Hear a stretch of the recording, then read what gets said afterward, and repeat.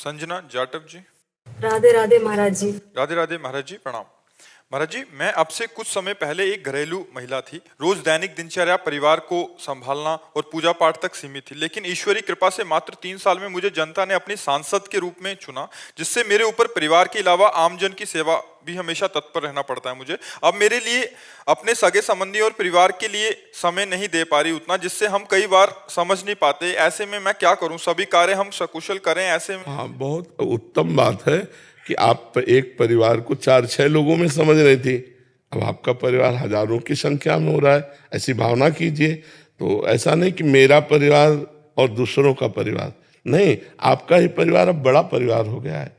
आप एक हजारों आदमियों की सेवा का सौभाग्य जो इस सांसद पद से प्राप्त किया है, प्रलोभन और भय का त्याग करके। प्रलोभन किसी भी अर्थ आदि के द्वारा हमारे सिद्धांत को कोई बदल दे, उसे प्रलोभन कहते हैं। यदि धर्म पूर्वक चला जाए, प्रलोभन का त्याग कर दिया जाए, और भय, इन भय और प्रलोभन से बचकर जो पद मिला है यदि वो समाज सेवा में लगाया जाए तो भगवान की पूजा ही है।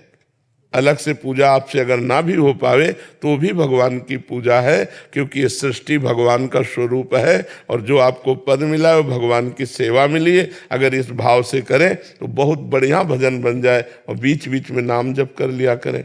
उदार चरिता नाम वसुधैव कुटुंबकम। जितनी भूमि में लोग हैं सब हमारे परिवार के ही लोग हैं।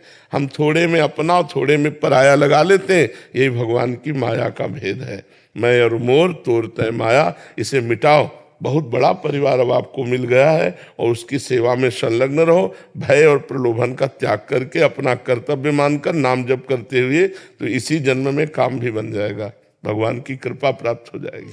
जी, आज मुझे बड़ा सुख का दिन है जो मुझे आपके दर्शन लाभ हो, क्योंकि मैं आपको वैसे देखती हूँ